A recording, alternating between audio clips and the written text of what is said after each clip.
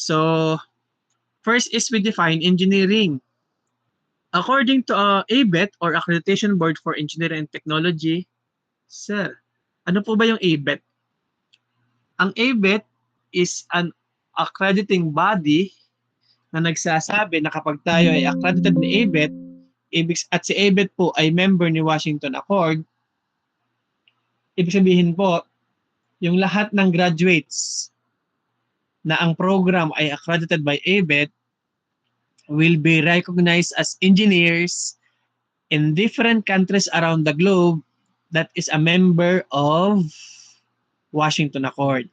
Ibig sabihin po, sa pagkakataong meron tayo sa BSU, yung mga graduates po ng mechanical, civil, electronics, electrical, chemical, industrial, computer, sanitary, pag sila ay nagpunta ng abroad at yung bansang pupuntahan nila ay member ng Washington Accord, sila po ay i-recognize as engineers.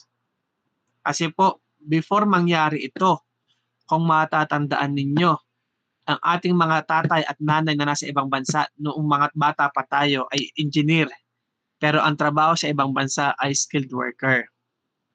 It is because the foreign countries don't recognize the engineering graduates of the Philippines, considering that they don't know the standards being implemented in the Philippines. But now, since several HEI or universities in the Philippines is being regulated and accredited by these international standards, ngayon, pwede nilang sabihin na yung graduate na ito ay comparable sa graduate na meron sa bansang pinuntahan. Okay po? Kaya po, define siya ni ABET. So, therefore, engineering according to ABET is the profession in which a knowledge of the mathematical and natural sciences gained by study, experience, and practical is applied with judgment to develop ways to utilize economically the materials and forces of nature for the benefit of mankind. So, masyadong malalim po ito, but the bottom line is, ito yung profession na kailangan gumamit ng mathematical and natural science. In whatever way you were able to acquire this knowledge. Ano po? Para sa benefit of mankind. Pero ang bottom line niyan, dahil engineering ka, the way you should use the knowledge in mathematics and natural science is through designing. Because engineers are trained to design. The very reason why it is called engineering. Next, engineering emphasizes the economic aspects of engineering. So the physical aspects, it is essential that the economic part of engineering practice be accomplished well, and engineers use knowledge to find new ways of doing things economically. So, in the case of engineering economy, this involves the systematic evaluation of economic merits of proposed solutions to engineering problems. To be economically acceptable, that is affordable, solutions to engineering problems must demonstrate a positive balance of long-term benefits over long-term cost. Ano po? Kasi again, hindi naman tayo basta-basta magbibigay ng solution nang hindi tayo kikita at the end of the day o walang long-term benefits or walang long-term cost reduction. Ano po? Kasi sa lahat ng business, either you optimize the benefits or you optimize the revenue or profit or you lessen the cost. Malinaw po? Ayan, pabasa na lang po niyan ha. At saka, yan. Ito po, sige. Engineering economics analysis can play a role in many types of situation. Choosing the best design for a high efficiency gas furnace, selecting the most suitable robot for a welding operation on an automotive assembly line, and others. Ibig sabihin po, as an engineer, you don't dwell only on technical aspects. You should be able to look into financial or economic aspect because it's nonsense or useless. You present several technical specification or technical concepts and yet at the end of the day, it will lead to additional cost. Ano po? Sino magsasabi na pag may isa kang proseso na nangangailangan ng isang pipeline, sino magsasabi na isang pipeline lang ang dapat mong ilagay? Bilang engineer, dapat po alam natin na kahit isang proseso lamang yan, hindi lang dapat isang pipeline ang ating ilalagay. Hindi lang dapat isang pump ang ating ilalagay. Bakit? Can you still see my screen? Hello po? Hello, kita niyo po ang screen ko? Yes po, sir.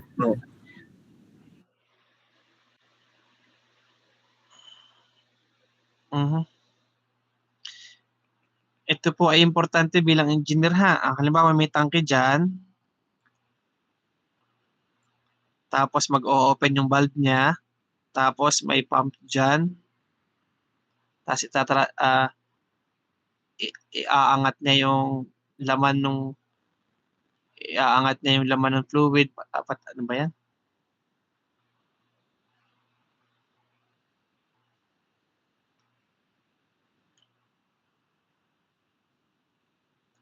Halimbawa po yan ha. Ibig sabihin po nito, bilang isang engineer at bilang isang process engineer, hindi porket may isang sistema ng proseso, ay isa lang pa bang ilalagay natin. Kasi as an engineer na highly technical at may alam sa financial, dapat fino-foresee natin na ano ang posibleng mangyari pag nagka-problema yung pump. Ayan, mali. So pag nagka-problema po yung pump, ang mangyayari, kailangan ko tong i-blind. Pag blind ko siya, i-under maintenance ko. Ngayon, putol na ang sistema. Ibig sabihin, shutdown ang buong system. Ngayon, dahil engineer ka at may alam ka sa technical at may alam ka sa financial or aspects ng economics, ang tendency po ay dalawang pump ang aking ilalagay. Maglalagay ako dito ng valve. Mali. Alisin ko ito.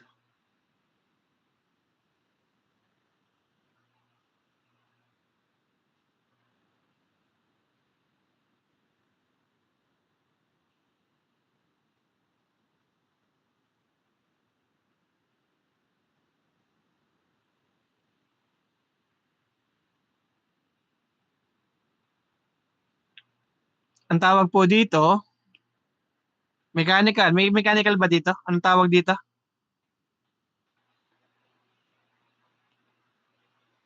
Iba-bypass po natin yan. Para kung dumating sa point na ito ay mag-under maintenance, i-close ko to, close yan, at i-close ko to. And therefore, the process will still proceed. Gumastos man tayo ng dalawang pump, pero in-acknowledge natin na tayo ay kikita pa rin kahit magka-problema ito dahil magkukontinue pa rin yung proseso. Yan po yung technical na kailangan nating malaman at ano ang magiging implication ng ating decision. Makukompromiso ba yung process at magkakaroon ng downtime? Or okay lang na may additional cost para sa additional pump but still the production will still continue? Ano po? Ganun po yung sitwasyon na gusto kong sabihin sa lahat ng ito. Okay po? Next. Definition and basic principles. Sabi dyan, engineering economy includes significant technical considerations. Malamang. Kasi as an engineer, you are trained to be technical. Yan daw ang sakit ng isang engineer. Masyadong technical mag-isip. Masyadong pinakokomplikado ang lahat ng bagay-bagay. At mapapansin mo nga naman kung papaano tayo turuan ng prof, lagi na lang ang technical.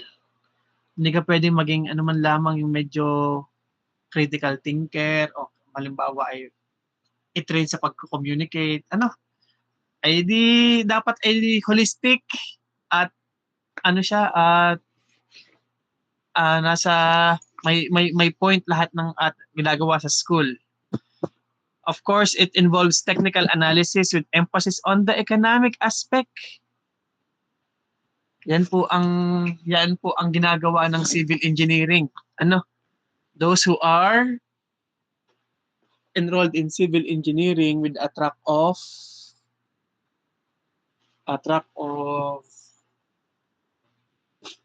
construction engineering management.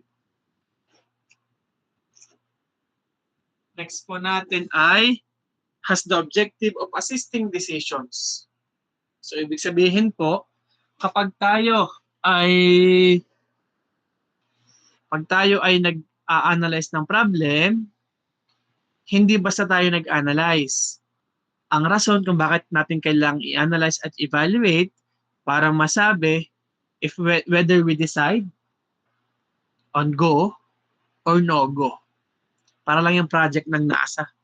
It's a go or no go bago mo i-launch yung spacecraft. Ano? Ganyang bagay. An engineer who is unprepared to excel at engineering economy is not properly equipped for his or her job. Okay po. Ano naman daw po yung fundamental principles of engineering economy? So the first principle is develop the alternatives. Ako po ay naniniwala na kayo ay mag-e-enroll sa plant design. O ang ilan sa inyo ay tapos na sa power plant design with renewable energy kung kaya'y mechanical. At doon sa pagkakataong iyon po, ay kailangan meron kayong design alternatives or design options. Ibig sabihin po, pag nag-propose kayo ng planta, hindi lang isang design ang iyong ipopropose. There should be several options. Options, options, options. Sabi nga sa movie. Bakit? Kasi po, kung ako isang investor at sinabi ko na ako ay may budget lamang na 5 million. Ang gusto ko sana ay safe, na durable, na kayang magtagal for 40 years ang planta. At ang gagamitin ko dapat ay environmentally friendly materials. Sige. Ngayon bilang engineer, okay. Anong material at anong design ang dapat masatisfy ko yung cost na 5 million? Anong design ang dapat masatisfy ko yung environmental friendly materials? Anong design ang pwede kong masatisfy yung durable? How about yung safe? Ngayon po, pwede kang magkaroon ng 3 design. Kahit minimum ng 3 design. At ang kailangan mong gawin ay balansehin yung economics or 5 million, yung safety, yung environmentally friendly, at yung durable. My point is, no one size fits all. Hindi po pag nag-design ka ng isa ay okay na siya sa lahat ng economics, ng safety, ng durability. Hindi po. Because ang inaasahan natin, kapag meron ka lang 5 milyon, baka hindi maging durable. Magko-conflict yon. Eh bakit mo aasahang magandang aming output ay 5 milyon lang ang iyong ibinigay? Paano masasabing dapat safe? Eh kulang ka nga ng fire extinguisher. Oh, that's what I'm trying to say. In a certain decision-making process or design process, there are multiple realistic constraints. Ngayon, kung dahil naglalaban-laban yung mga parameters na iyon, dapat mo siyang balansehin. At hindi mo siya kayang balansehin sa iisang design lamang. The very reason why you should be able to develop alternatives. At yan po ay mararanasan nyo sa plant design. I-require po kayo na magkaroon ng 3 design sa isang plantang gusto nyong i-propose. Malinaw po? Sana po kayo nakikinig ha. Hindi ko po kayo makita dahil ako nakatingin, nakaano ko doon sa lecture mismo. Yan, ginagalaw kong yan. Ako naka-tablet, naka-iPad. Next po is focus on the differences. So, ibig sabihin po, kung meron akong tatlong design at ang at ang tinitnan ko ay yung base sa hinihingi ng investor para ma-convince ko yung investor na ito ang tamang solusyon, pag tiningnan ko ang isa sa economics na 5 million, dapat masatisfy niya na 5 million, 5 million, 5 million. Ngayon, 5 million yung isa, 8 million yung isa, malamang tagtag na yung isa 3 million, okay pa yung isa. So, 5 at 3, dalawa na lang ang natira. Pag tinignan ko naman yung durability, okay pa yung 5 million kasi halimbawa moderate pa. Pero yung safety ng 3 million below or low. Pero yung 8 million ay high ang safety. Halimbawa, my point is, when you set a criterion o when you set an aspect na titingnan mo at pagkukumparahan mo yung tatlong option, dapat i-focus natin yung differences nila. At pag na-focus natin yung differences nila, doon natin makikita ano ang posibleng solution. Best solution. At ako po ay nakikiusap na kapag tumingin ka sa isa ng gamit ang economics, dapat yung economics din ang tingnan mo sa dalawa.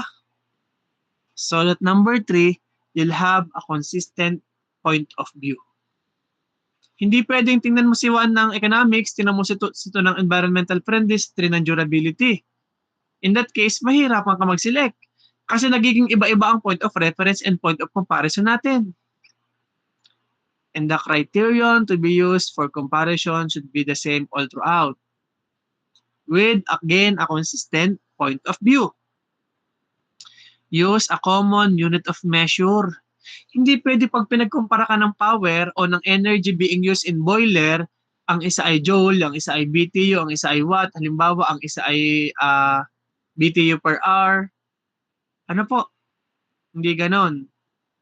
Pag pinag-usapan natin ay energy, hindi joule, hindi erg, hindi dyne per centimeter square. Pag pressure, hindi PSI, tapos yung isa ay bar, tapos yung isa ay inch of mercury or atmosphere. Ano po? Ayan. And of course, consider all relevant criteria. Gaya nung sinabi ko, ang sabi ng investor, ang kanyang criteria para masabing okay sa kanya ang project at kaya mo siyang ma-convince ay of course economics. Example lang yun na, economics, safety, environmental, and durability. Mga ganung bagay. And of course, make risk and uncertainty explicit. Yung kitang-kita na ng possible investor na pag ito ang aking criteria at ito ang aking pinili, ito ang possible risk. Para hindi siya bulag sa kung anong posibleng mangyari sa kanyang investment pag siya ay nag-proceed. And of course, afterwards, you revisit your decisions. Tama ang aking decision. Ano po?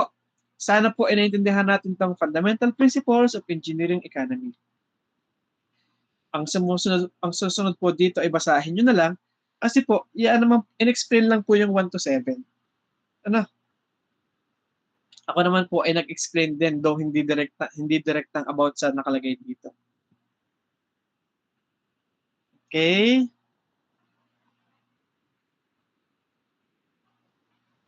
Okay. Engineering economy and the design process. So an engineering economy study is accomplished using a structured procedure and mathematical modeling techniques. The economic results are then used in a decision situation that normally includes other engineering knowledge and input. So engineering economic analysis procedure includes problem definition, development of alternatives, development of prospective outcomes, selection of a decision criterion, analysis and comparison of alternatives, selection of the preferred alternative, and of course, performance monitoring and post-evaluation of results. Ano po? That's why, as an engineer, you'll be able to conceptualize the problem so that you'll be able to propose a certain solution. Dapat makita mo agad. And when you identify the problem, You have to gather information. And when you gather information and you present the information, please, you don't look at the surface. You go beyond and behind the surface. You try to read between the lines. You try to go out of the box. Ano po? Ang problema ay hindi mo agad makikita sa isang data na nag-gather natin. Ano po? Kasi kung ganon, hindi siya empathy. Okay? Dapat po may empathy tayong kinoconsider para masabi natin, the main problem is this. Kung bakit sila naghihirap, ito ang main problem. Kung bakit may maleta, ito ang problem. Kung bakit may flood control, ito ang problem. Ano? Okay. Development of alternatives. Nabanggit ko na po yan kanina. At kung may iba't iba kang alternatives, dapat po meron kang inaasahang outcome sa bawat alternative. At after that, pag may inaasahan kang outcome sa bawat isang alternative, kailangan mong mag-select ano ba talaga ang gusto ng investor. Ang gusto ng investor ay mura pero matibay. Ngayon, sabi niya ay mura at matibay, then you try to use economics and budget requirement as well as durability as your decision criterion. Ano po? At pag magse-select tayo pag magse-select na tayo, we analyze and compare alternatives. Pag kayo po ay nag-plant design, you will be using Pareto analysis or Pareto optimality.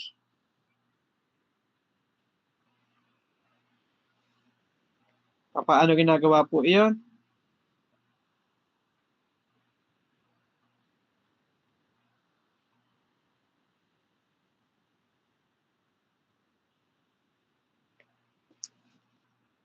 Halimbawa po ay ano nga? Budget,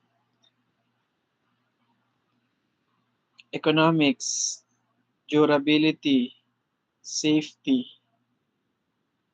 design 1, design 2, design 3 halimbawa. Design alternatives po ito ha. Ito ay 5 million, 3 million, 8 million. Economics, hindi pala to ano. Ito pala ay, ano nga ito? NBuy. Halimbawa, ito ay medium. Moderate pala, sorry.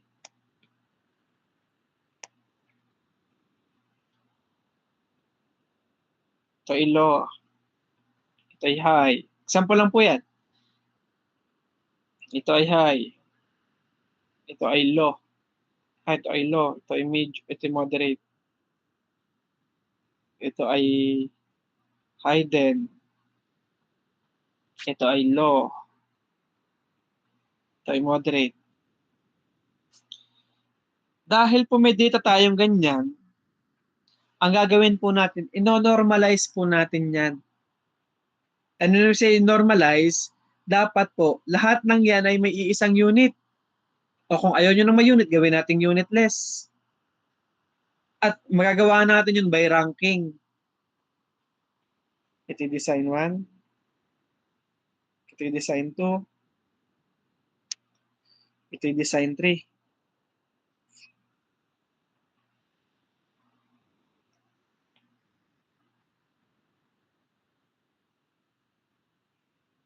Ano po? Ngayon, pag inirang ko itong budget requirement, dapat doon ako sa kaya lang. Halimbawa, okay ako sa 5 million kasi yan ang ceiling ko. Sige, gawin ko tong 8. Pero dahil mas mura yun, gawin ko tong 9. Pero dahil mahal ito, gawin ko lang tong 5. Yan ang kanyang ranking. Pag inano ko tong NBuy, so yung aking high, dapat yun ang mataas. So gawin ko tong 7. Sige, 8. Gawin ko tong 8. Tapos yung moderate ko, gawin ko siyang 6. Tapos yung ulo ko, gawin kong 4. Yung durability ko, gawin ko tong 7. Gawin ko tong 5. Gawin ko tong 3. Halimbawa po ha. Tapos yung aking safety, gawin kong 9, 8, 7. Iisa na ang unit niya, wala na yung unit. Ano po? Ito ay eco, ito ay budget. Ito ay envy. Ito ay safe. Ito ay durability. Ito ay safety.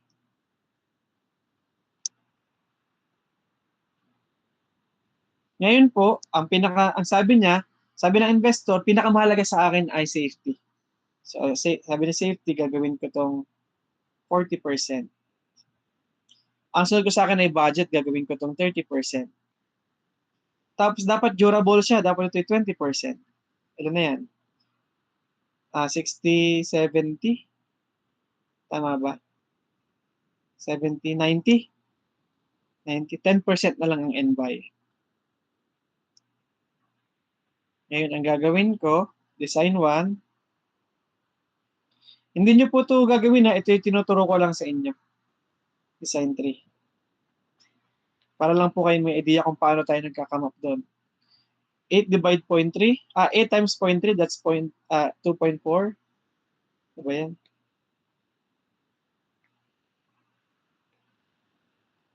2.4. 4 divide 10 plus 0.4 plus 0.1 plus 2.8 equals. Tapos 9 times 2.7 plus 0.6 plus 0.6. Tama ba yun? Plus 3.2 equals 5 times ito ay 5 times 1.5. Tama? 1.5 plus 0.8 plus 1.4 plus 3.6. Ala.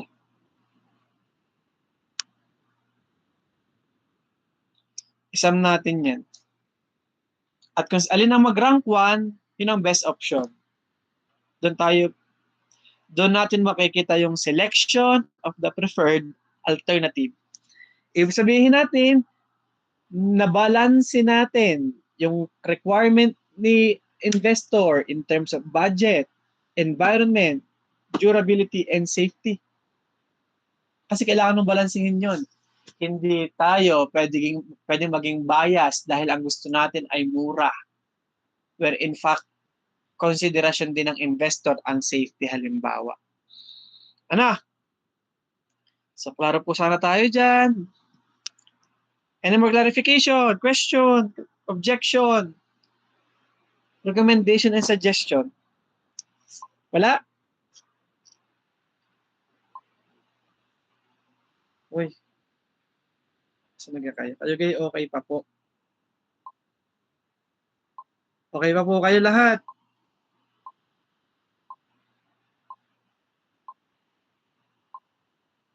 Sigurado kayo ha. Okay. So, let's proceed po dito sa Engineering Economic Analysis Procedure. Ito pong ibig sabihin nito ay kung paano natin i-undergo o i-follow yung steps in problem identification or Engineering Economic Analysis Procedure. Of course, andyan yung problem recognition. Ito lang po yung kanina, yung parang sinabi natin kanina. Okay lang po yan. Yan, ito po ay inisa-isa lang naman yung ating diniscuss kanina. Pakibasa na lang din po ulit ako ha.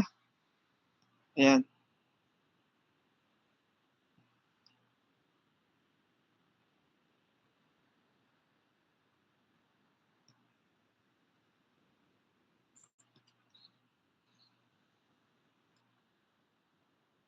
Sige po, mag-proceed po tayo dito sa isang application of engineering economic analysis procedure. So sabi po dito, a friend of yours bought a small apartment building for $100,000 in a college town. She spent $10,000 of her own money for the building and obtained a mortgage from a local bank for the remaining $90,000. The annual mortgage payment to the bank is $10,500. Your friend also expects that annual maintenance at the building and grounds will be $15,000. There are 4 apartments, 2 bedrooms each, in the building that can each be rented for $360 per month. Refer to the 7-step procedure in Table 1-1 to answer this question. Does your friend have a problem? If so, what is it? What is it? May problema ba si friend? Ha? May problema po ba si friend? Meron po. Bakit? Kasi ano ang problema niya? Bakit siya bibili ng $100,000 kung hindi rin siya kung alam niya naman na hindi rin siya kikita kasi malaki ang expenses na kanyang gugugulin. Ano po? Paano mo malalaman at mapapatunayan na mas malaking expenses niya? You do calculation. So a quick set of calculation shows that your friend does indeed have a problem. A lot more money is being spent by your friend each year than is being received. Bakit? Magbabayad ka po ng 10,500 monthly o yearly. Tapos may annual expenses ka pa na $15,000. So ang total ay $25,000. Pero kung magpaparent ka ng 4 na rooms, na ang isa ay 360, kada buwan, ang kikitain mo ay 17,280. With that, nalulugi ka ng 8,220. Ano ka ga? Ungas ka ga? Ano? Parang kaya kailangan nating maging mautak. We become wiser. Ano? So, ayan po. Now, that's a problem. So, number 2, what are her alternatives? At least identify 3. So, sabi dyan, option, itaas mo yung rent. Imbis na 360, gaano ka dapat mo siya lang itaas? So, paano mo dapat siya itataas? Mamaya isa-isahin natin. Nandito naman siya. Number 2, lower maintenance expenses. Pero pag nilower mo yung maintenance expenses, hindi naman ikaw yung may sabi nun. At ang may sabi nun ay yung may-ari, dapat 15,000. At the same time, kung bababa mo yung maintenance expenses mo, baka naman, makompromise mo yung safety. But not so far as to cause safety problems. Option 3, sell the apartment. Pagkabili mo, bayaran mo na yung mortgage at parang wala ka ng problema. Kasi at the end of the day, alam mo naman na magpapakapagod ka lang pero wala kang tutubuin. Yan, nangyari. Guys, pag ako'y mabilis, ay sabihin ninyo para babagalan natin, ha? Number 3. Number 4, abandon the building. Pag inabandon mo yung building, ang sabi, masama daw yung sa iyong reputasyon kasi baka next time hindi ka na makabili. Ano po? So, pag pinili natin yung option 1, gaano dapat kalaking itaas ang iyong presyo, ang pagkakarenta? So, that is total monthly rent to 1,440 plus a certain value of rental in dollars. For the 4 apartments to cover monthly expenses of 2,125. So in that case, that is 1,440 plus R is equal to 2,125. So in that case, the monthly rental should be $171.25. Ano po? That is 2,125 minus 1,440. At yun yung kailangan paghatian ng 4 na apartments. Dapat meron tayong $1,701.25 na rental fee. At pag tinignan natin, siya ba ay 50% increase lamang? 360 divide 2, that's 180. O sige, Payag na. 50%. Basahan nyo na lang po, ha? Ito, masyadong mahaba yan. Pag hindi nyo po naintindihan, i-comment nyo po sa GC, sa group chat, or i-comment nyo sa Google Classroom kung saan kayo komportable at sasagutin ko po kayo. Pero wag sanang gabi. Ano? Ano po? Sige, let's proceed. Now we proceed to the general economic environment. Differentiating consumer and producer goods and services. When we deal with consumer goods, these are products or services that are directly used by people to satisfy their wants. Ano po? Ito yung mga bagay o serbisyo na ina-avail ng consumer or customer to satisfy their needs and wants. Ano po? While in the case of a producer goods and services, these are the goods and services being produced to be consumed by consumer or to be utilized by the consumer. Ano po? Yan. So madali naman yung intindihin. Now let's proceed to necessities and luxuries. Sabi po dyan, necessities are those products or services that are required to support human life and activities that will purchased in somewhat the same quantity even though the price varies considerably. Anyone who can give us an example of necessity? Anyone po? Ano po kaya ang mga necessity na? Ano po yan? Uy, sino yung nagsalita? Ano po yan?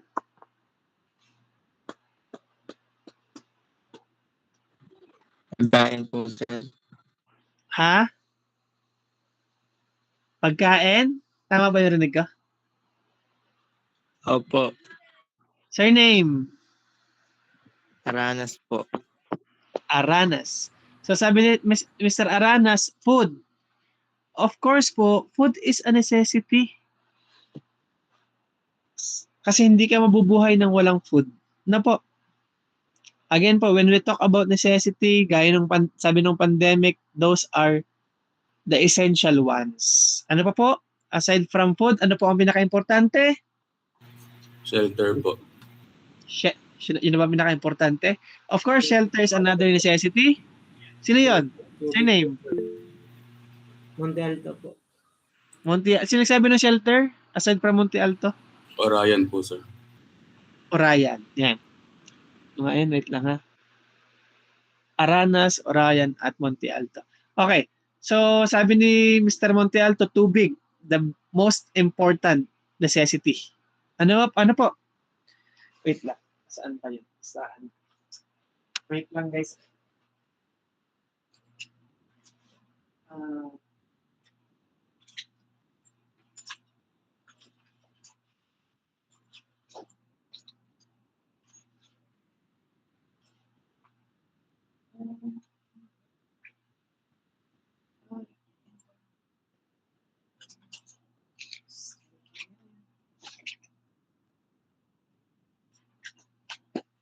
Okay po.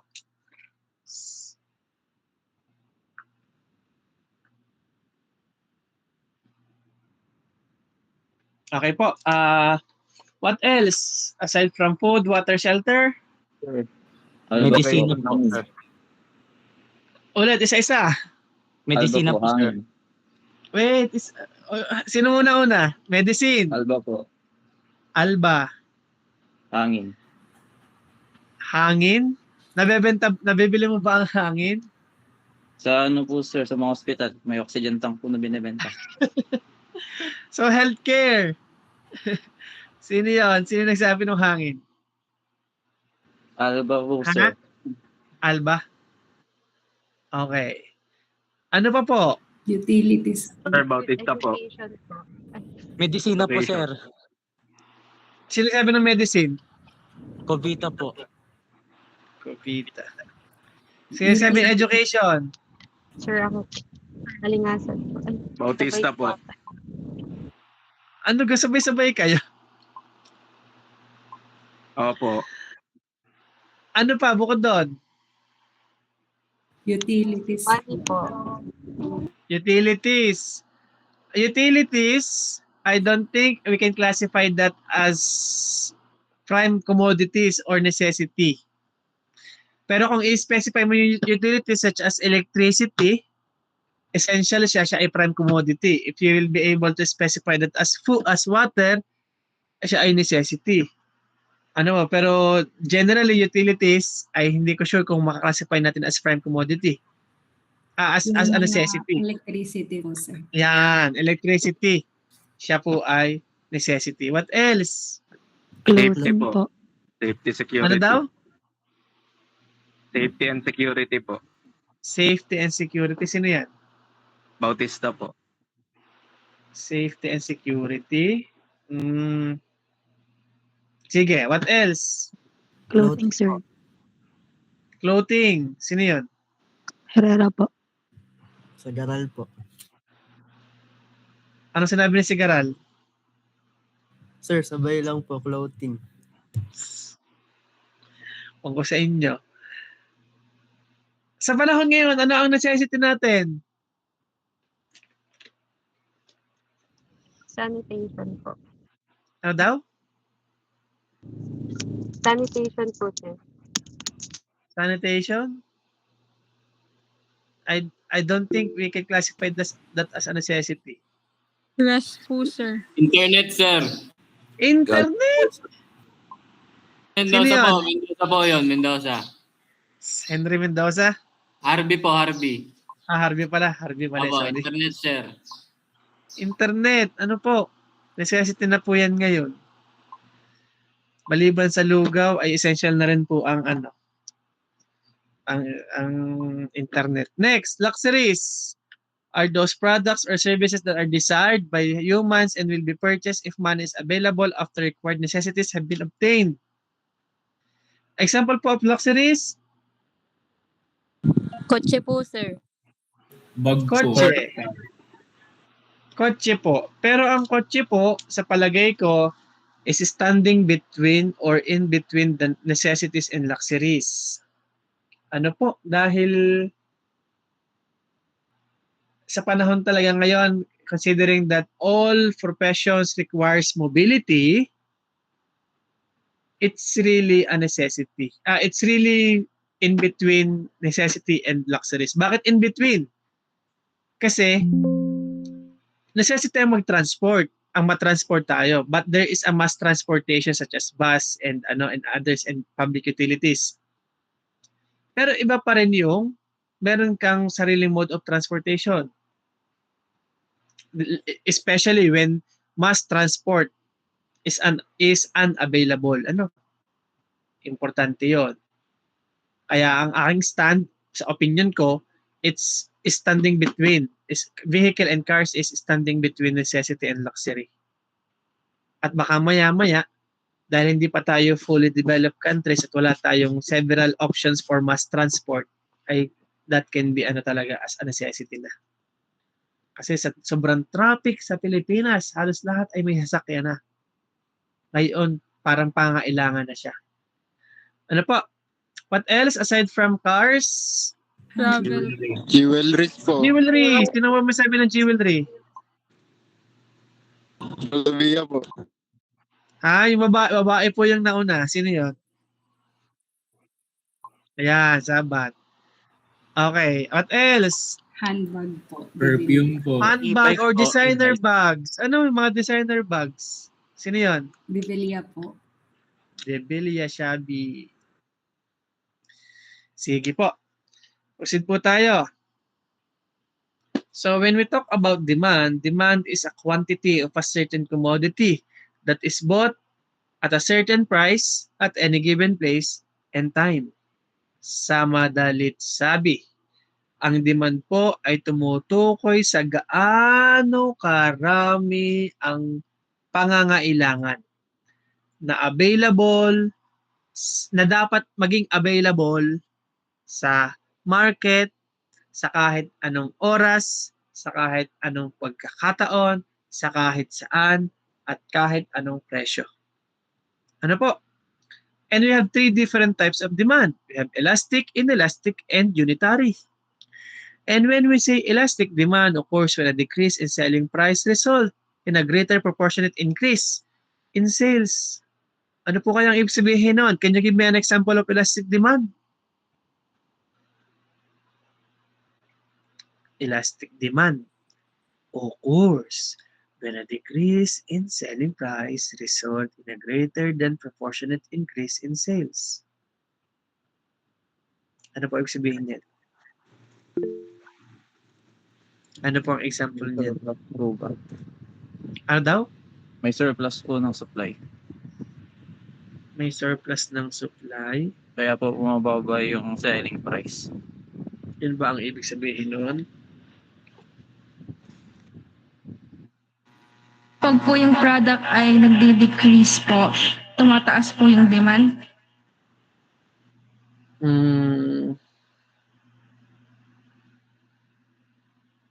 Sige, ganito na lang.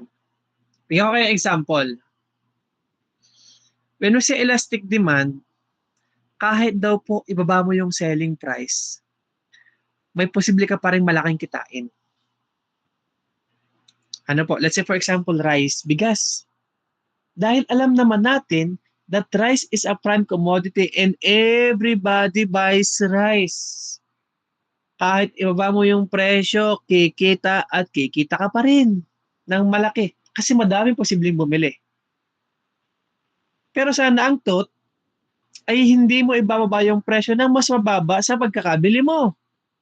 Ay hindi ka businessman kung binili mo ng 100 at ibebenta mo ng 90. Initially, kung binili mo siya ng 100 at ang selling price ng karamihan ay 120, pwede mo siyang gawing 115 dahil pag ginawa mong 115, mas mataas yung competitive advantage mo sa iba, mas bibili sa iyo ang lahat, mas marami kang kikitain. Do you get my point po? Klaro po iyon? Yun po ang elastic demand natin. Okay po? And when we talk about inelastic demand, occurs when a decrease in selling price produces a less than proportionate increase in sales. At ito po yung normal na nangyayari sa lahat ng produkto.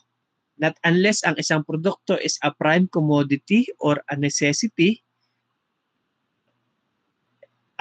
madalas nangyayari yung elastic demand sa mga prime commodity o sa mga necessity natin. Pero when the products and services are mostly luxuries, nagre-resulta siya dito sa inelastic demand. Ano po? Malinaw po? And then unitary, edi kapag pareho daw po ang volume, pag pareho ang price, edi siya po ay unitary. Unitary elasticity of demand occurs when the mathematical product of volume and price is constant. Next. Proceed po tayo sa some terminologies o general economic environment. So, ano ba ang oras na baka mag-upload? So, when we talk about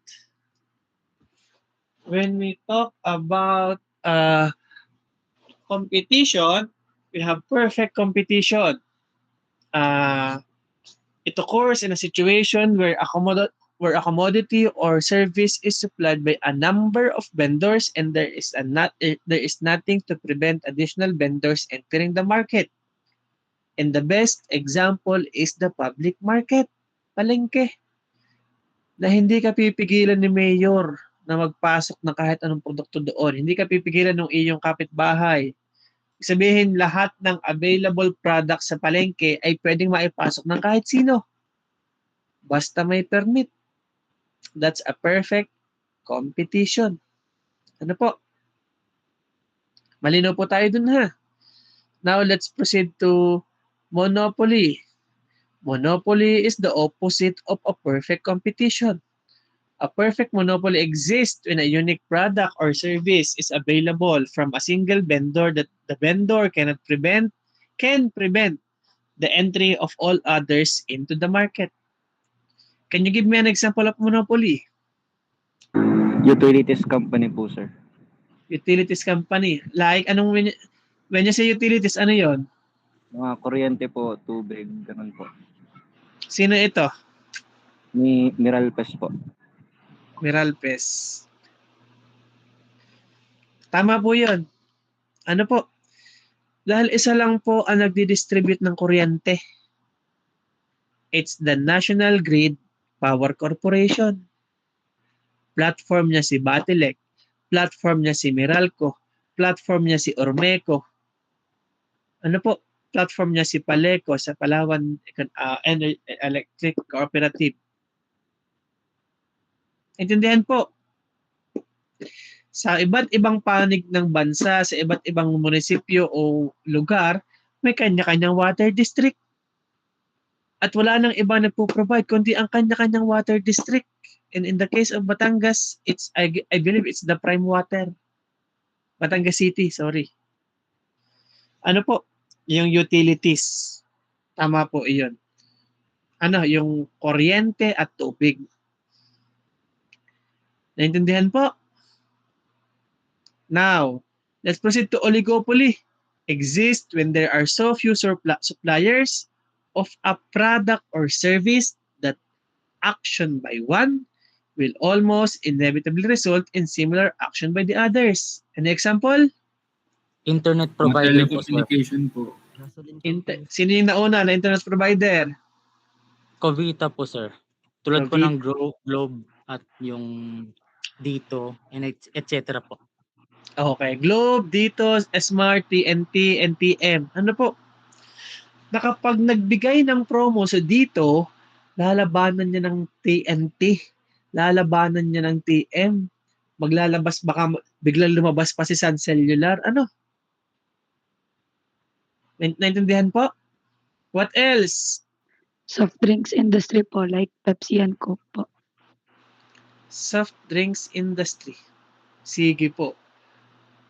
Kung naaalala nyo, ang commercial ni Pepsi na bumili ng Coke para apakan at kumuha ng mas mataas at mapindot yung option ng Pepsi.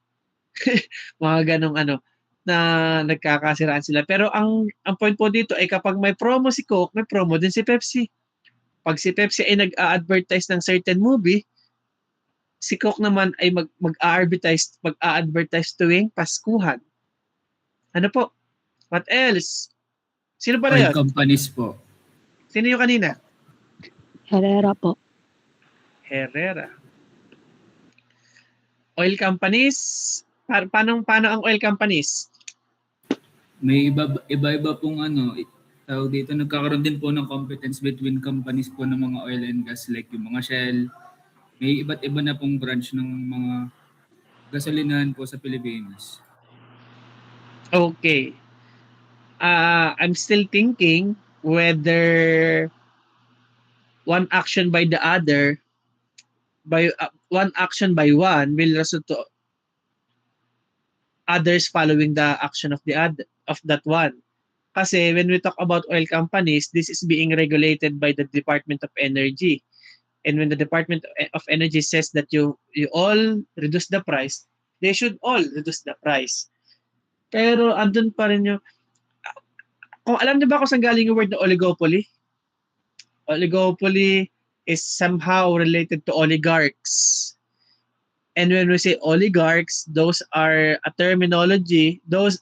is a terminology being used to describe rich persons or persons of elite status, person of high rank o of a wealthy status, ganun po siya. Ano po? So, ang example po nito ay yung civil aviation, plane tickets.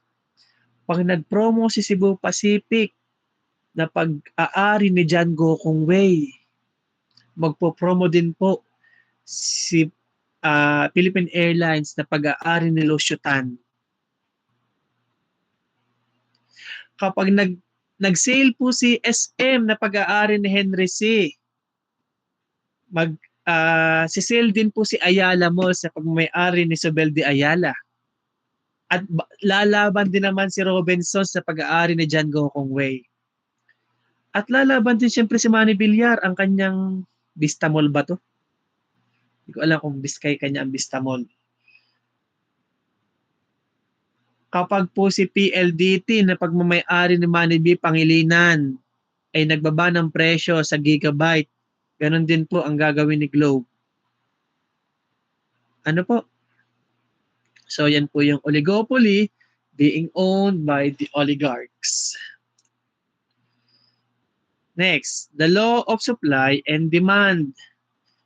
So supply is the quantity of a certain commodity that is offered for sale at a certain price at a given place and time. So ito po yung dami ng available na products or services na nasa market na pwedeng mabili ng ating consumer. Supply. Okay? Now let's proceed to the law of supply and demand. Under conditions of perfect competition, the price at which a given product will be supplied and purchased is the price that will result in the supply and demand being equal. Ano po sabihin kaya nitong law of supply and demand?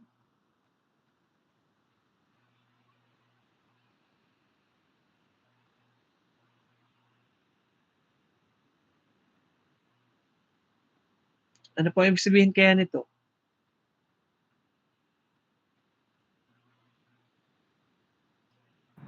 Sir, ano po, kung hindi po ako nagkakamali, yan po yung kapag po tumaas yung presyo, so bababa po yung quantity ng demand po. Tapos pag bumaba naman po yung presyo, tataas naman po yung quantity ng demand po. Pag bumaba yung presyo, Tataas po yung quantity demand po. Tapos versa lang naman po. Pag tumaas naman po ang presyo, bababa naman po yung quantity. parang baliktad. Sino to? Mineral West po. Meralpes. Tama yung konsepto, pero baliktad ang basis. The basis should be the supply. At kapag kakaunti ang supply, tataas ang presyo. Kasi madami mag-aagawan. Pero pag mas mababa ang supply, pag mataas ang supply, pag mataas ang supply, baka mababa ang presyo. Same thing sa demand. Pag mas madami ang demand, posibleng itaas ang presyo dahil dahil alam nilang mataas ang pangangailangan, kahit pagano ka mahal yan, bibili namin yan kasi yan ang demand. Pag mababa ang demand, ay baka naman para mabili na lang ito, kakaunti kasi ang nangangailangan, ay bababa ko na ang presyo. Nakukuha po? Malinaw po ba yan? Yan po yung konsepto ni Mr. Meralpes, nagkabaliktad lang ang basis. Ang basis niya ay presyo, where in fact the basis should be either supply or demand. Because the supply and demand dictates the price, not the price dictating the supply and the demand. Ano po? Malinaw po? Okay. Para yang ganito.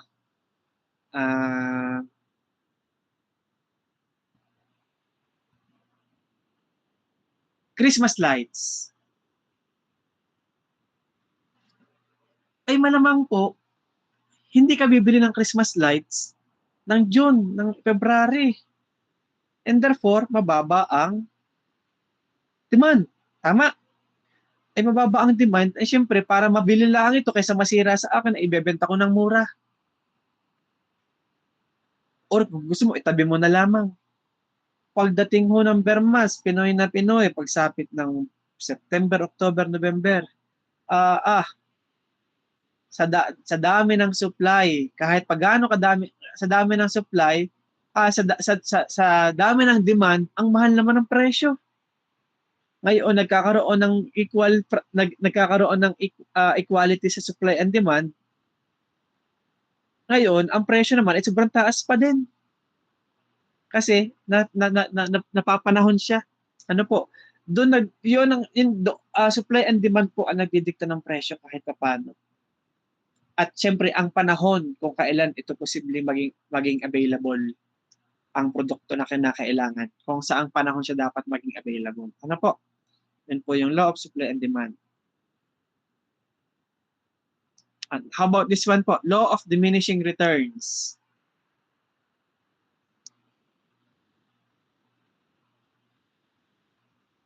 Ano po ang sabihin natin sa law of diminishing returns? Nung ako ay grade 5 na ba yun? O high school? Sinong prof ko doon? Grade 5? Hindi pala, history pala. Siguro high school. Nung ako po yung high school, ito yung maaalala ko na yung law of diminishing return sa Tagalog ay batas ng lumiliit na kapakinabangan. Sige po, ang sabi dito, when the use of one of the factors of production is limited, either in increasing cost or by absolute quantity, a point will be reached beyond which an increase in the variable factors will result in a less than proportionate increase in output. Can you give me an example po para sa law of diminishing return? Sir, siguro po kapag po, kunyari po, nag-aaral ka po for 2 hours para po sa exam. So, malaki po yung improvement nun sa grades mo. Pero, kapag ginawa niyo pong 4 hours, mas tataas pa po siya. Pero kung mag-aaral ka po ng, halimbawa po, 12 to 15 hours, baka po pagod na, pero hindi po ganun kalaki ang dagdag ng natutunan mo. So, ibig sabihin po, mas bumababa po yung na-benefit ng bawat dagdag na oras sa pag-aaral po. Ayan, tama po iyon. Ano po? Napaka-academics nung anong example, napaka-student. Hindi namang sinasabi mag-aral ka ng 12 hours kasi nabobombard yung utak mo. At kahit anong ipasok mo sa utak mo, hindi mo na siya ma-recall. Ngayon, nawawala ng sense ang pag-aaral mo ng mahaba. Where in fact, kung ang attention span natin at learning span natin ay available lamang for 2 or 3 hours, 3 hours, 2 hours, okay na tayo doon. Para lang yan, nagkakaroon tayo ng construction. Ang construction ay ginagawa ng 5 tao. At ang 5 tao ay merong 20% efficiency. Ngayon, yung contractor gusto mag-add ng trabahador. At ang trabahador na yon ay, let's say, 2. Ngayon, yung 100% ay i-divide mo pa sa 7. Ngayon, ang efficiency ng bawat isang tao ay bumababa. Ano po? Bumababa kasi nadidivide into several manpower. Ay ngayon po, same pa rin ang output kasi matatapos niya pa rin yung kanyang project within a certain period of time. Ano naging diminishing returns? Additional payment for additional manpower. Ano po? Malinaw po yun ha. Ayan. Now, let's proceed to some terminologies. We have fixed cost, variable cost, and any questions po? Clarification, suggestion, recommendation, objection. Wala po. Now, let's proceed to fixed, variable. May tanong kaya? Uy, wala kayong clarification? Wala po. Sige. Fixed costs are those unaffected by changes in activity level over a feasible range of operations for the capacity or capability available. And when we say fixed costs, examples include insurance. Na kayo ay nagpa-insured kay ProLife, Sun Life, o kung anumang life, BDO Life, nagbabayad kayo, naghuhulog kayo ng equal amounts of money every month. That's a fixed cost. From the very term fixed. Ano po? Taxes on facilities. Ano po? Na nagbabayad tayo ng tax. Pero yung binabayad nating tax ay hindi pare-parehas ang value every month. Pero bakit siya tinawag na fixed cost? Kasi po may fixed percentage na ipinataw sa isang facility. Alin po ang nagbabago? Yung value ng facility. Either nag-appreciate or nagde-depreciate. Pero the fact na may fixed percentage applied to assets in terms of tax, it is fixed. Ano po? Of course, general management and administrative salaries. Hindi ka naman magbabago-bago ng pasahod. Ano ka mayaman na every month nag-i-increase ka ng 5 pesos or 5,000. Fixed po yan. Unless ma-promote ang majority ng iyong empleyado. At ang promotion naman ay nangyayari, let's say for example sa gobyerno ay every 3 years. Or in some private, every year. And therefore, imposibleng magbago ang salary kada buwan. Kasi magbabago lang siya after 1 year. Ay may 12 months kang pumapasahod. Kaya siya ay fixed. Malinaw. For the variable costs that are associated with an operation that varies in total with the quantity of output, or other measures of activity level. Examples are cost of material and labor used in product or service. They vary in total with the number of output units, even though the cost per unit stays the same. Ano ba po ang example ng variable cost?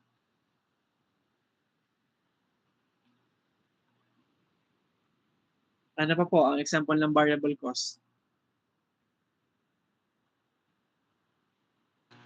Fuel consumption po. Fuel consumption. Ano po?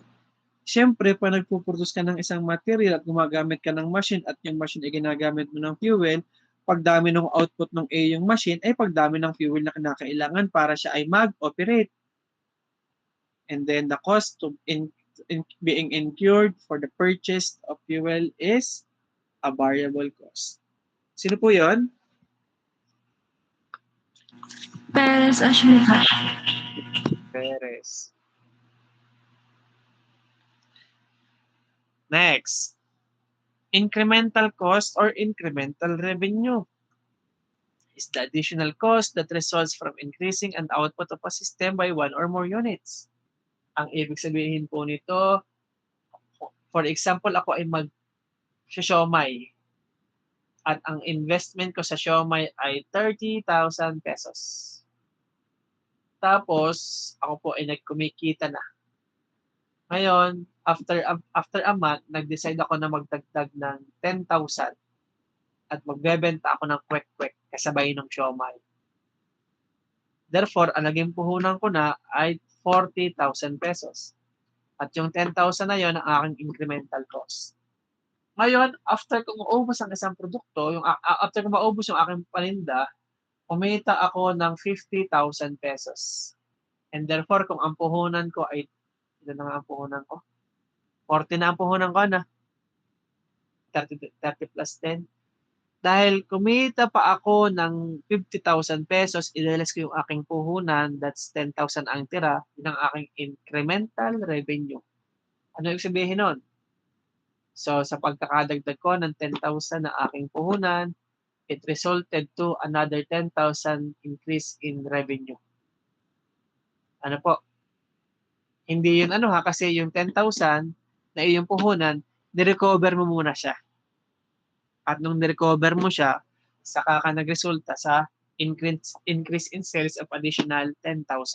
Meaning to say, there was 100% increase from the incremental cost. Okay, the next is direct cost, indirect cost, and standard cost. And when we say direct costs that are reasonably measured and allocated to a specific output or work activity. The labor and material costs directly associated with the product or service or construction that are direct costs. For example, the materials needed to make a pair of scissors would be a direct cost. Ano po? Ang direct cost po ay yung ginagamit, yung nai-incur na expenses sa pagkakabuo ng produkto o sa pagkaka-implement or administer ng service. While in the case of indirect costs that are difficult to allocate to a specific output or work activity. Normally, they are costs allocated through a selected formula to the outputs or work activities. It includes cost of common tools, general supplies, and equipment maintenance in the plant which are treated as indirect cost. Ano po? Bakit sila indirect? Kasi yung equipment maintenance, yung general supplies, at yung common tools will only come into process kapag nagka-problema yung machine. Hindi siya laging kailangan, kaya siya ay indirect. Pero yung machine, dahil may kinalaman siya sa pagkakabuo ng product, kung magkano mo man binili yung machine, yun ay direct cost. Because the expenses was incurred to buy the machine which is needed to produce the product.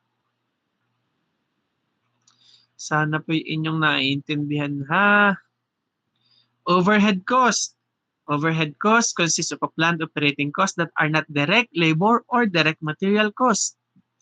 Ano po example ng overhead cost?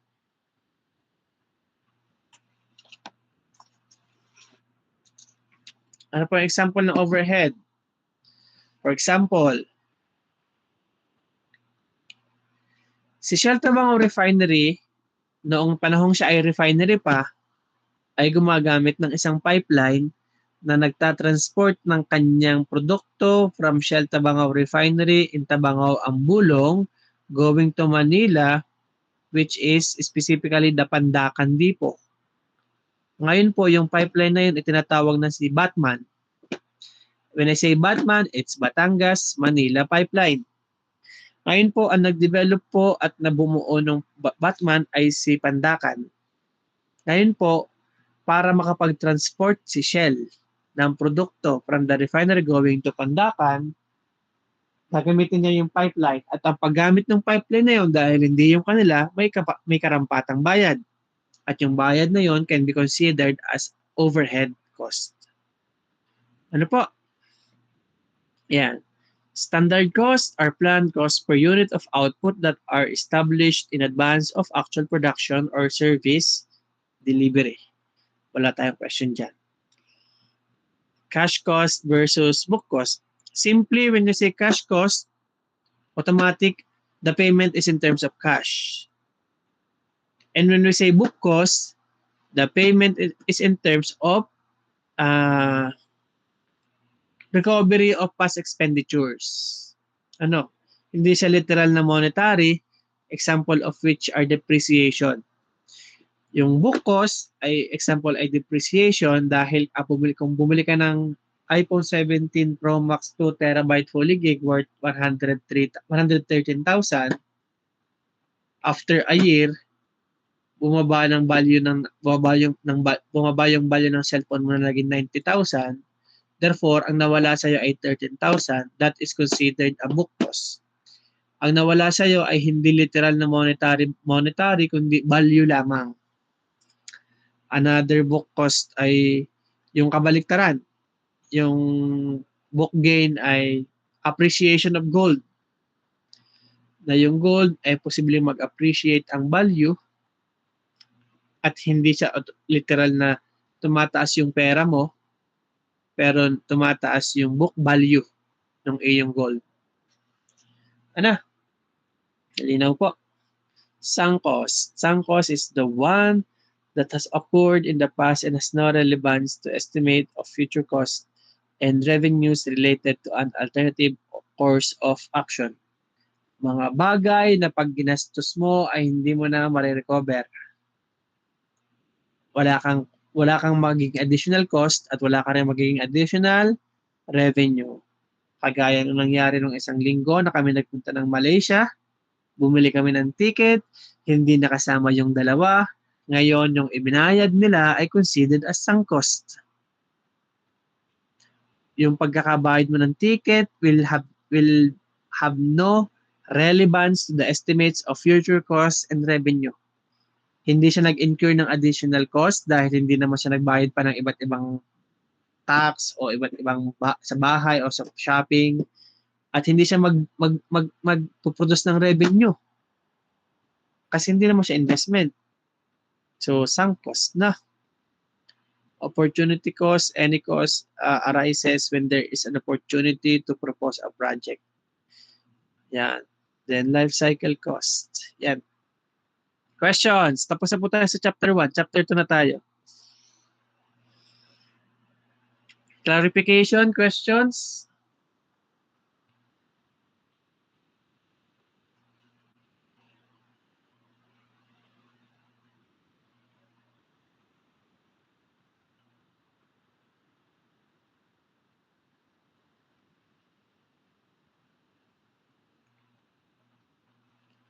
May tanong po kayo?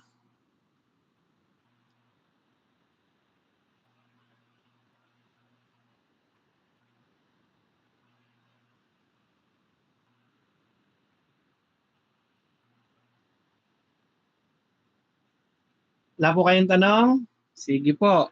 Ito pong ating chapter exercises ay subukan nyo pong sagutan. Ano po? Pero hindi naman required na i-submit.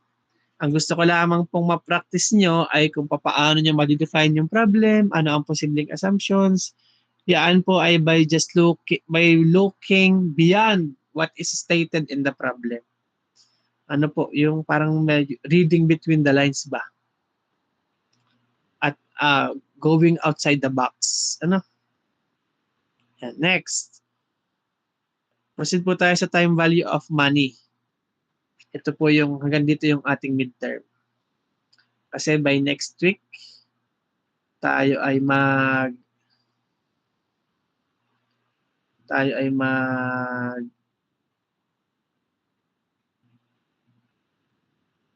ito tayo ay mag-quiz at diretso ng discussion and prelim ng Saturday. Okay po. What's your idea of time value of money? Anyone po? Idea of time value of money.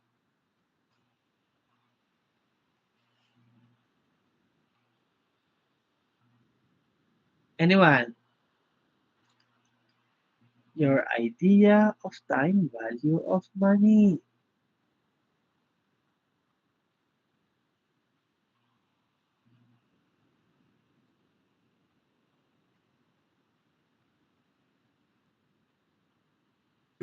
Sir, para pong nag-grow po yung pera habang tumatagal. For example po sa mga lupa, parang patagal po ng patagal yung lupa, parang tumataas po ng tumataas yung value. Paano tumataas yung value? Tumataas lupa. po ng tumataas yung demand po ng mga lupa. So, ang gusto Kaya mong mas tumataas sabihin, po yung value ng lupa. sino nga ito? Si Mr. Bautista po. Bautista. Okay. So, yung sinasabi ni Mr. Bautista is by appreciation, tumataas ang value ng lupa kasi nag-appreciate. Ano po? Sabihin po, as time passes by, the value of an asset increases brought about by appreciation, appreciation value. But in most common scenario, the time value of money is related to interest. Ano po? Na habang tumatagal nga ang pera ay mas tumataas ang interest at tumataas ang value. Dahil ang 50,000 pag dineposito mo sa bangko at nag-earn ng interest over time, mas tumalaki ang value. In the reverse sense, pag nagdi-depreciate naman siya, na habang tumatagal ay lumiliit ang value. Posible din po iyon. Ano po? Another thing is by discount. Na habang tumatagal, may pagkakataon na yung pera na meron ka dahil nagkakaroon ng discount, mas marami ang kaya niyang bilhin. Ano po? That the value of money changes over time. Capital refers to wealth in the form of money or other assets owned by a person or organization that can be used for a particular purpose such as starting a company or investing. In this manner, money earns interest over time. Therefore, money has time value. Other factors such as inflation can also affect time value of money. Anyone who can define inflation? Ano po kaya ang inflation? Yan po ay trending na trending. Pagtaas po ng lahat ng bilihin po, ng lahat ng products. Pagtaas ng bilihin ng lahat ng products.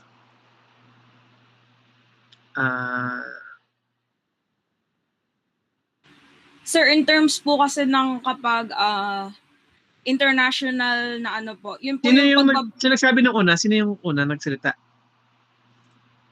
Yung lalaki? Mr. Cavita po. Okay. Ano yung sinasabi mo, Ineng? Ulit? Sir, kapag po in terms po ng isang bansa, yun po yung pagbaba ng purchasing power po ng kanilang currency. Ayun na. Exactly. Yun po sino yan? Aquino po, sir. Aquino. Present ka ngayon na. Okay. It's the reduction on the purchasing power of every consumer. Ano po yung sabihin nun? Yung 1,000 na kayang bumili ng isang kabang bigas ng pagkakataon ng 2,000 ay hindi ka na makakabili ng isang kabang bigas ngayon kasi nagkaroon na ng inflation. It's not necessarily na pagtaas ng presyo kasi the pagtaas ng presyo can be brought about by geopolitical factors. But the inflation is generic. Parang ano siya, siya ay naturally dumarating at madaming factors ang posible. Ano po? Ang inflation ay a general scenario. General scenario na ito ang nangyayari sa buong bansa dahil ganito ang inflation. Pero ganito ang nangyayari sa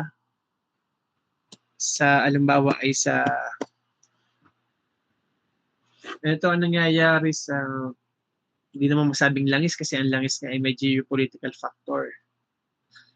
Basta, when you define inflation, it has something to do with the purchasing power. Ano po? Yung kakayahan ng bawat isang consumer na bumili. At yung kakayahan ng bawat isang consumer na bumili ay nababawasan dahil yung value ng pera na meron sila ay kakaunti na lang ang kayang mabili. Ano po? Yan.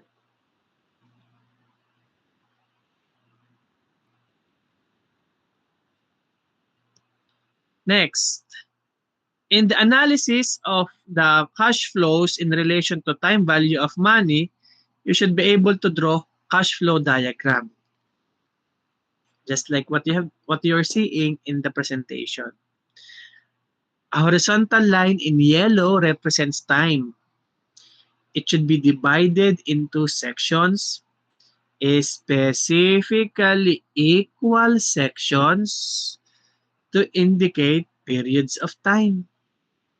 Ano po, sana po pag naman tayo nag-drawing konting effort na there should be equal, pakiusap, equal sections.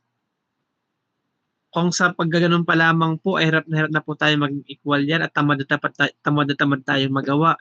Ako po ay tamad na rin mag-check. Ano po? Next, arrows represents cash flows. Upward arrows represent inflows, downward arrows represent outflow. If the reference point is you, when you deposit, it's going out. But when the interest earned upon deposit, it's an inflow of money going into you, it's going up. But if the reference point is the bank, when you deposit, it's going up, when the bank invests, let's say 5 million, that's going down. Cash outflow yan. But the investment will soon recover funds which will result to revenue. Pataas naman siya. Ano po? At ako po sana ay makikiusap na ang haba ng araw ay depende nyo naman sa value. Hindi yung magkakaiba ng value ay pare-parehas ang haba. Hindi ko po alam kung naiintindihan natin yung ating cash flow. Kung gano'n ang ating magiging cash flow na pare-parehas ang haba, ay iba-iba ang value. Malinaw po. Ayan, napaka-critical ko po dyan. Ang laki pa naman ng points ko ng aking cash flow diagram. Kasi pag yung cash flow diagram po ay hindi nyo na ma-drawing, I don't think kaya nyo sagutan ng problem. Malinaw po. Nice.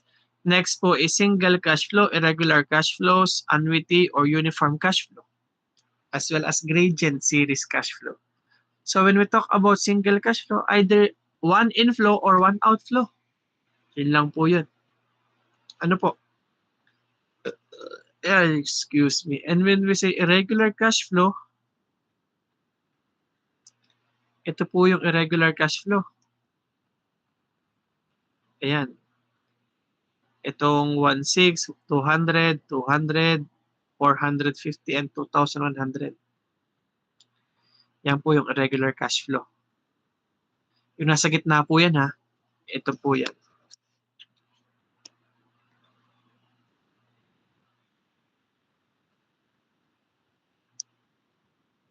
Ay, regular.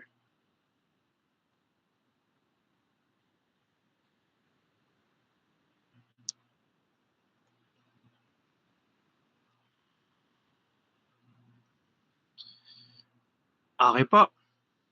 At yung atong annuity or uniform cash flow, ito po yun.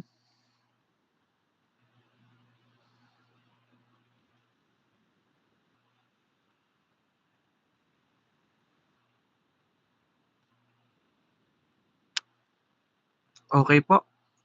At kung 900, ay pare-pareho naman natin equal na 900. Ano po, kung sinasabi ko ay masyadong liliitan lang natin yan. Baka sabihin nyo naman, hindi ko ginagawa.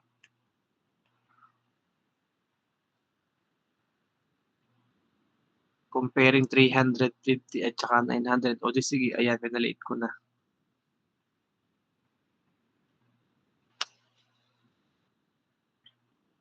Ito po yun.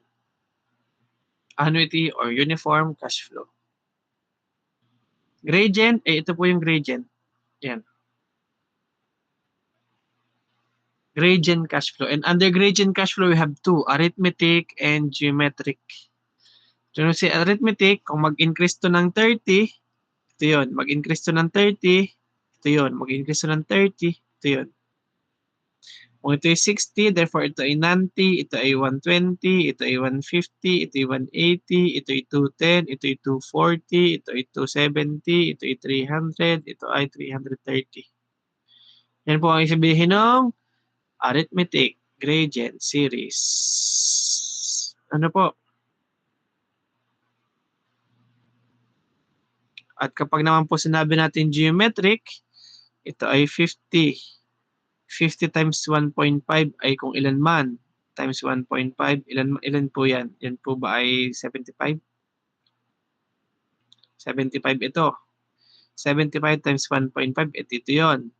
Times 1.5 ulit, ito yun. Times 1.5 ulit, ito yun. Meaning, kapag tayo ay nag-involve about arithmetic, we just only add. But when we're talking about geometric, we just multiply. I hope that's clear.